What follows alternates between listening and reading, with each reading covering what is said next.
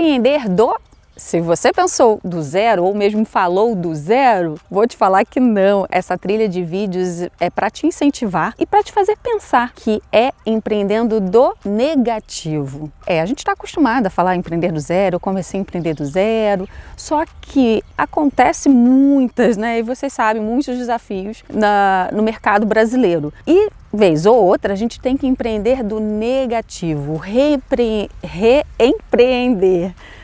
E como é difícil, mas eu venho aqui colocar a carinha, contar um pouquinho da nossa história numa versão mais minha, tá? De repente você vai ter outra oportunidade de escutar outros vídeos numa versão dos meus sócios, da minha mãe, mas essa é a minha versão da nossa história de reempreender no Grupo Tasca. E com isso eu quero te incentivar, porque por mais que as coisas podem parecer muito difíceis, calma, respira fundo, sempre tem uma solução. Pode ser abandonar o barco que já está furado ou remendar ele e fazer ele ainda melhor para você navegar ainda mais profundo e mais longe. Então vamos com a gente. Eu sou Evelyn Tasca, filha de contador, filha de professora, e essa mistura não poderia dar errado, minha gente. Afinal de contas, ser professor e contador no Brasil é um mega desafio. E com isso eles sempre me incentivaram e sempre me ensinaram a olhar problemas como desafios de crescimento. E foi muito mais fácil lidar com as circunstâncias da vida com todo esse aprendizado. Em um determinado momento de nossas vidas, cada um numa etapa de vida, foi montada uma sociedade familiar. Começando com meu pai, que era o contador-chefe, meu irmão, que era despachante documentarista, e minha mãe, que sempre se disponibilizou, abriu a casa, organizou as coisas todas, era muito papel. Então ela era arquivista durante muitos anos, lidou com questão de protocolo, salvou muito a vida, os processos ali do Grupo Tasca. E quem era eu nessa mistura toda? Bom, eu era a louca do TI, porque eu era formada em processamento de dados, na época não tinha muito a ver com escritório de contabilidade, e que sempre gostei de processos, pessoas, de ferramentas, de colocar a casa em ordem. Sempre fui muito chatinha, intitulada, até pelo meu irmão, porque irmão olham essas características como chata, a chata do sistema, Mas eu sempre gostei dessas coisas que geram o quê? Mais tempo, porque eu nunca gostei de perder tempo. Então, eu sempre pensei em processos para agilizar aí o tempo de todos e que todos trabalhassem o quê? Mais felizes. Contamos ainda com a minha cunhada, Mônica, como contadora auxiliar, que hoje também lidera o pessoal do BPO, que é um outro produto que nasceu do Grupo Tasca, que nasceu da crise também, e o Tesoureiro Digital, que depois a gente pode contar mais para você. Também não posso esquecer do meu marido, que virou o head de TI na nossa empresa também, porque uma empresa bem-sucedida também precisa cuidar de todas as áreas, principalmente da informática, e hoje em dia, gente, a gente não pode abrir mão disso. Eu aprendi muito com todos que se envolveram. Cada um que passou pela história do Grupo Tasca, eu com certeza aprendi e absorvi ensinamentos. A lidar com pessoas, como liderar, entender que as pessoas são diferentes, elas têm o seu espaço, o seu tempo, a sua forma de entender, saber também que a comunicação não é culpa de quem está recebendo, mas de quem está falando. Então, muitas das vezes quando eu falava assim, poxa, mas fulano não entende, tá claro. Nem sempre, gente, tá claro. A gente que é o comunicador, senão a gente só fala. Comunicar é diferente de falar, entende? Então, assim, se a gente está comunicando e a pessoa não está conseguindo receber, a gente tem que entender que a gente tem que mudar essa forma da comunicação para que essa pessoa consiga receber melhor. Então, isso é comunicar bem. Isso eu aprendi ao longo desses anos no Grupo Tasca com diversas pessoas que passaram por ali, e eu sou muito grata a todos que marcaram sua história, porque marcaram a minha história também. Nem sempre, fui entendida pelo meu modo criativo e sempre gostei de trabalhar com alegria e desenvolver as pessoas com brincadeiras e tudo mais. Só que antes, isso era muito rígido, as pessoas olhavam e falavam assim, ela tá brincando, ela só quer brincar, eu tenho que trabalhar, por que ela tá vindo com essa novidade? E muitas das vezes não era entendida. Mas aí vieram as startups, graças a Deus pelas startups, que elas vieram com um novo conceito de trabalho, de uma maior liberdade, de flexibilidade, e eu consegui colocar tudo aquilo que eu acreditava já num formato existente, e isso foi muito mais fácil para a gente mudar também a cultura do Grupo Tasca. Deu match, foi muito importante também essa mudança, de pensamento, mudança de direção dentro do Grupo Tasca. fantástica. São quase 23 anos de empresa. Você imagina o quanto cada um tem para contar. Quantas experiências, quantas histórias, quantos desafios pessoais e em grupo. Eu contei aqui um resumo bem resumido, mas eu vou falar para você que nós chegamos a ter mais ou menos uma base de 600 clientes. Lembro muito bem quando esse resultado chegou aos ouvidos do meu irmão, que é também meu sócio, e ele falou: "Por que eu não estou rico?" Com essa quantidade de clientes, realmente ele deveria estar pelo menos confortável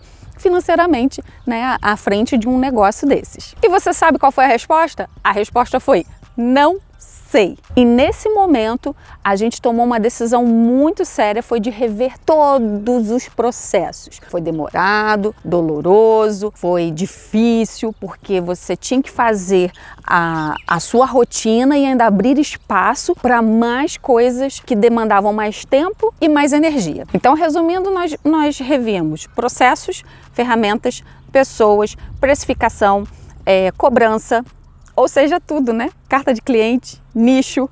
Então foi uma bagunça? Não, foi uma reforma geral. Então nesse momento de reforma geral, de ver se realmente aquele cliente está pagando, se está entregando movimento, porque para a contabilidade poder trabalhar, gente, tem que ter o quê? Movimento financeiro. Se o cliente não envia um movimento financeiro, a contabilidade ela vai enviar as obrigações por conta das multas, mas ela vai enviar de forma equivocada, de forma não realista. Então ela precisa do movimento financeiro e muitas vezes os clientes eles eram relutantes a enviar o movimento financeiro. E só enviavam depois de um ano. Que isso, minha gente? Mas acontecia também, né? O cliente ele não dava o devido valor a isso. Ele achava que não era tão importante, tão necessário. E por mais que a gente cobrasse, ficava aquela situação um pouco chata, sabe? Da gente cobrando e o cliente, eu vou mandar, não dá agora, não posso. Então tinha também essa parte que era muito dolorosa, que pode ser também. Aí você, como empresário, você tem a sua dor própria, você sabe muito bem, né? E isso pode ser a solução. Tá? Já vou falar aqui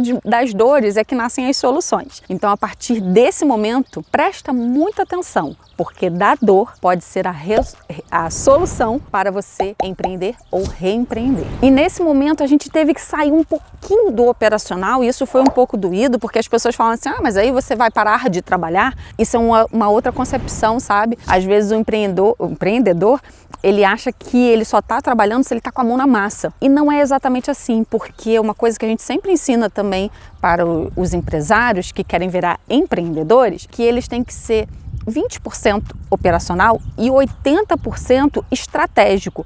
Tem que ter, gente, alguém que olhe de fora e pense no geral, porque senão você só é parte ali da engrenagem e você não consegue ver se alguma coisa está caminhando para o lugar errado. Então, assim, realmente você tem que dar esse break e pensar, como a gente chama, fora da caixinha. Foi aí que a gente tomou, né? Foi muito claro pra gente, a gente fez aquela pergunta: crescemos ou inchamos? E a gente teve a oportunidade de ver e vimos que crescemos e inchamos. Ou seja, precisávamos de atitudes urgentes. Então a primeira atitude foi o quê? Limpar a casa, ficar com clientes que realmente davam a documentação para que a gente pudesse dar continuidade, fizesse o nosso trabalho e que também pagavam em dia. Porque cliente que não paga em dia não faz sentido, gente, não faz parte do seu fluxo de caixa, não dá para manter a amizade nos serviços. Afinal de contas, o empreendedor, que é empregador, que é empresário, ele tem muitas obrigações e a contabilidade, ela tem obrigações para frente, ou seja, movimento que seja agora de 2021, a gente vai estar respondendo por ele em 2022 ao fisco, um ano para frente. Então é necessário sim se resguardar. Cada empresário sabe aonde o seu calo aperta, onde o seu calo dói, né? Então, assim, talvez seja porque o seu empreendimento é sazonal, né? Eu tenho maiores vendas no mês da Páscoa, eu tenho maiores vendas no final do ano, no início do ano, nos restantes dos meses, o movimento cai. Então, você já sabe exatamente o que você tem que se preparar e para onde deva se preparar. Então, esse vídeo é para realmente te incentivar a pensar além, na estrutura por completa. E a gente demitiu quase 510 clientes. Foi fácil? Não, não foi fácil. A gente deu realmente as opções para eles, mas a gente teve que tomar uma decisão urgente, porque se a gente não decidisse, nada mais daria certo. Então era só fechar a porta do escritório e sair cada um para fazer ter a sua independência profissional, porque senão não daria certo, gente. Então tem momentos na vida que você tem que decidir e pronto, radicalizar mesmo. Mas isso deu muito trabalho, rever cliente por cliente. E no meio disso tudo, nós acabamos perdendo um cliente que tinha uma mensalidade de mais de 20 mil reais ao mês. Uou! Então agora estávamos numa fase muito crítica, porque sem a maior mensalidade do escritório, com uma folha de pagamento bem pesada, né?